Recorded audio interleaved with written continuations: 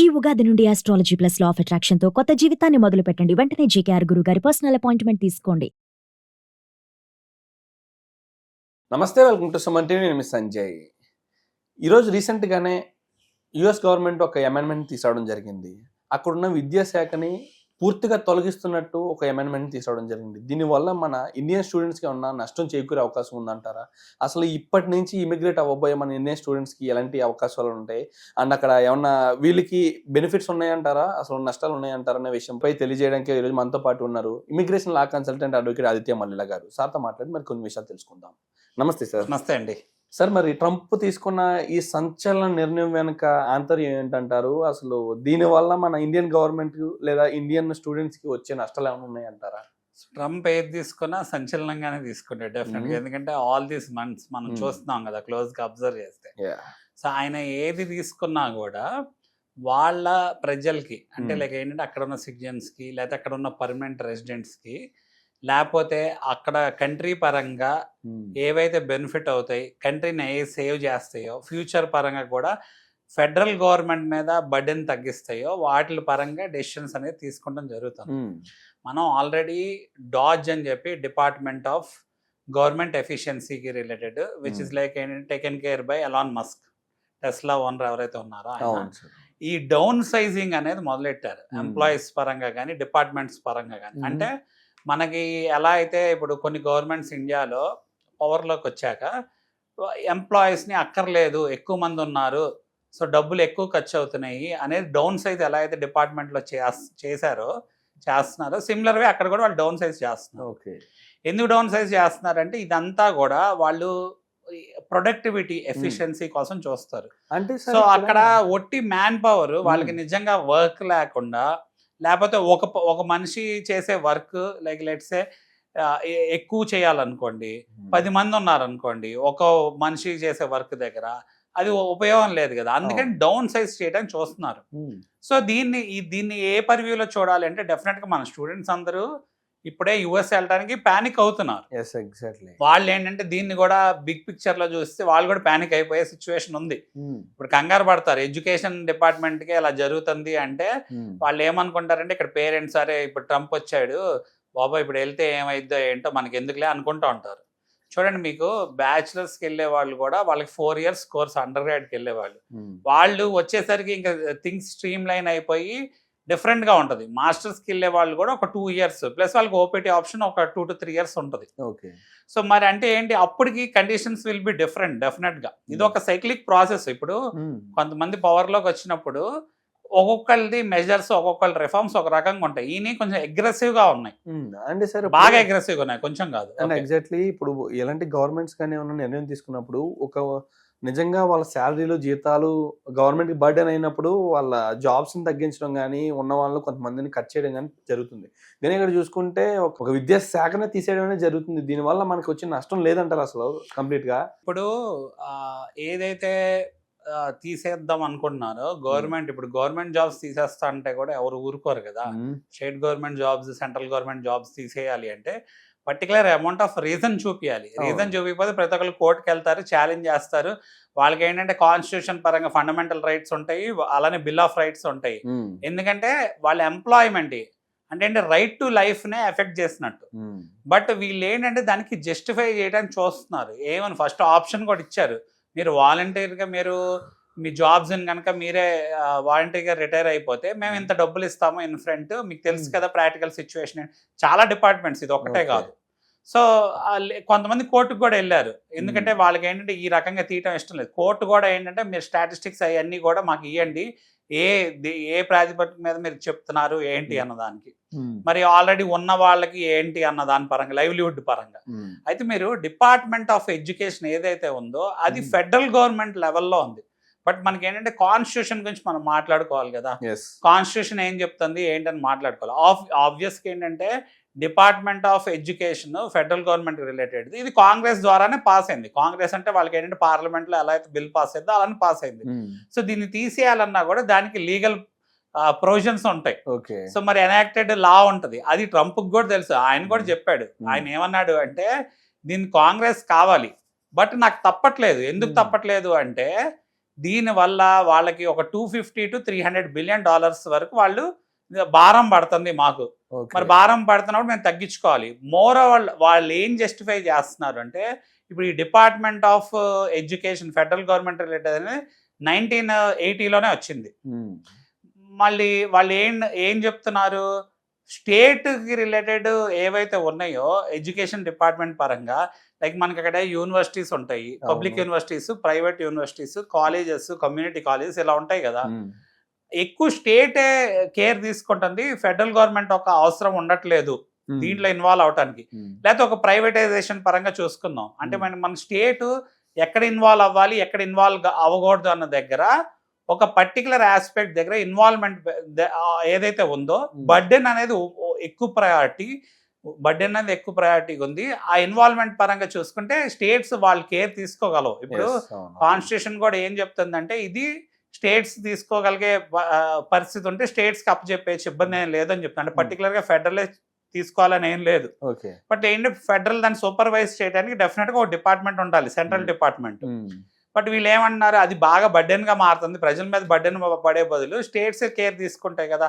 ఇప్పుడు ఫెడరల్ పరంగా చూసుకుంటే వీళ్ళ దగ్గర నుంచి ఏమవుతాయంటే ఫైనాన్షియల్ ఎయిడ్స్, లేకపోతే ఏదైనా ఫైనాన్షియల్ స్కీమ్స్, స్కాలర్షిప్స్ ఇలాంటివి ఏవైతే ఉన్నాయో ఫెడరల్ సిస్టంలో డిజైన్ చేసేవి, వాటి పరంగా అవి స్టేట్ నుంచి ఎక్కువ ఫండింగ్ వెళ్తున్నాయి. సో అవి ఆగిపోతాయి అంటే ఫెడరల్ సిస్టమ్ లో గవర్న్ చేసి ఉండకపోవచ్చు, అంటే ఫెడరల్ స్కీమ్స్ పరంగా ఉండకపోవచ్చు.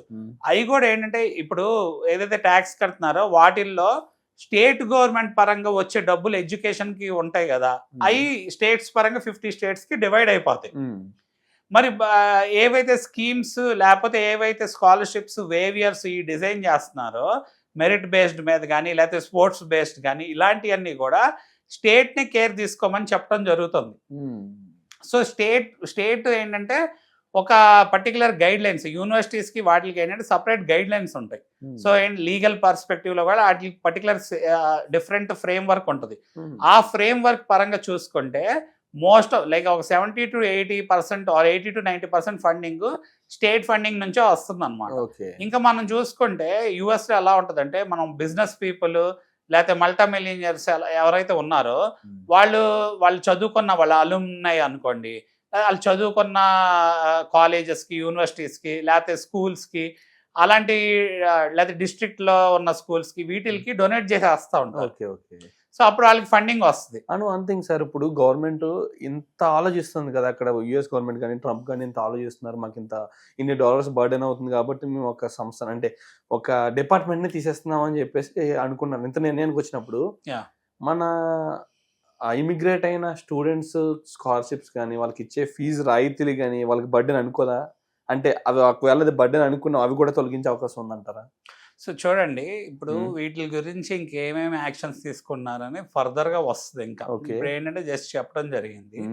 అయితే ఇది స్టేట్కి అప్ చెప్పేస్తున్నాము అంటున్నారంటే స్టేట్లో అలాంటివి ఉంటాయి. ఇప్పుడు వాళ్ళకి కూడా ఇప్పుడు ఫెడరల్ పరంగా చూడండి, స్టేట్ పరంగా చూడండి, కొన్ని ఇప్పుడు నేను మెన్షన్ చేసినట్టు స్కాలర్షిప్స్ ఇవన్నీ కూడా కేటగిరీస్ ఉంటాయి. ఇప్పుడు merit based category, sports based category, research based category, plus ఏంటంటే ఫిజికల్లీ ఛాలెంజ్డ్, ఇప్పుడు physically disabled, mentally challenged people, ఇలా వీళ్ళకి కూడా అక్కడ ప్రయారిటీ ఉంటుంది, అంటే స్పెషల్ కేటగిరీ బేస్ చేసుకొని. సో అలానే ఇంటర్నేషనల్ స్టూడెంట్స్ కూడా కొన్ని కేటగిరీస్ ఉంటాయి మెరిట్ ని బేస్ చేసుకొని.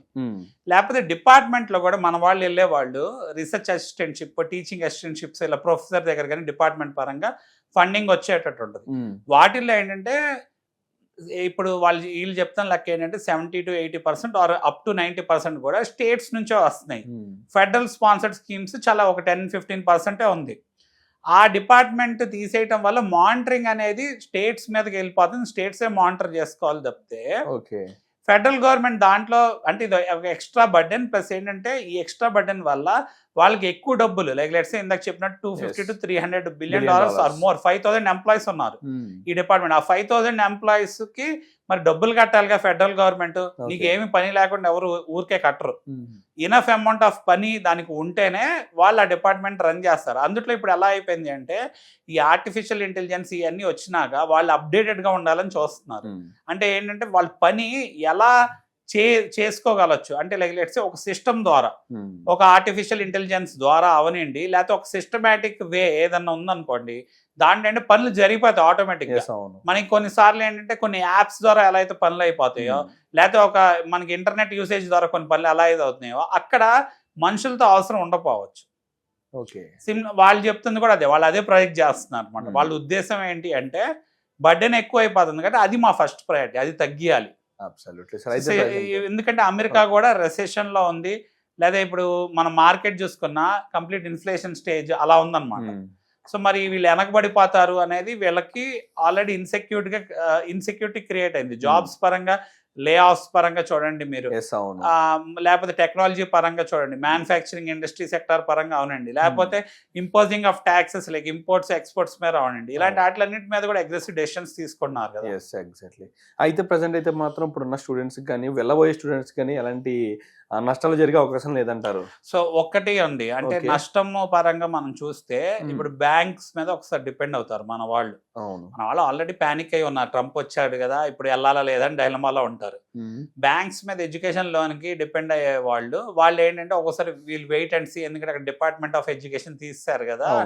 అందుకని మనం ఇక్కడ లైక్ లెట్స్ సే ఫెడరల్ పరంగా కానీ స్టేట్ పరంగా కానీ లోన్స్ ఏమైనా రావాలనుకోండి, వాళ్ళు రిఫార్మ్స్ ఎటువంటి రిఫార్మ్స్తో వస్తారు అనేది వాళ్ళకి క్లారిటీ లేదనుకోండి, అప్పుడు ఏంటంటే వాళ్ళు ఆ లోన్ ఇవ్వకపోవచ్చు, లేకపోతే కొంచెం లేట్గా ఇవ్వచ్చు.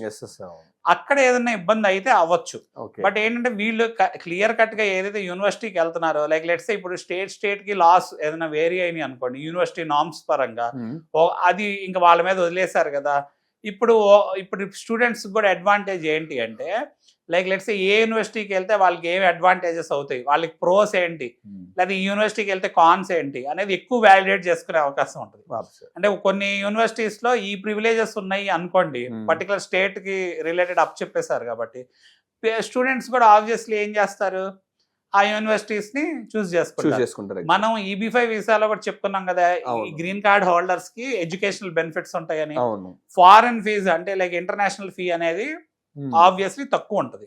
మరి ఇప్పుడు స్టేట్స్ ని డెసిషన్ తీసుకోమన్నప్పుడు ఒక స్టేట్ లో ఓన్లీ 2% తక్కువ ఉంది అనుకో, ఇంకో స్టేట్ లో 3% తక్కువ ఉంది అనుకోండి, అప్పుడే స్టూడెంట్ ఆబ్వియస్లీ 3% తక్కువ ఉన్న దానికి వెళ్ళే అవకాశం ఉండొచ్చేమో.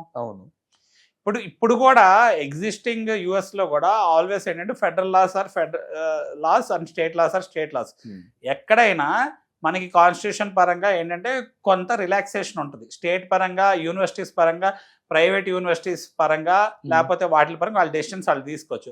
బట్ ఏంటంటే ఓవరాల్ గా ఒక ఫెడరల్ గవర్నమెంట్ పరంగా వాళ్ళకి నార్మ్స్ ఉంటాయి, ఆ నార్మ్స్ ని ఫాలో అవ్వాలి end of the day. Thank you sir, thank you very much sir. Thank you అండి.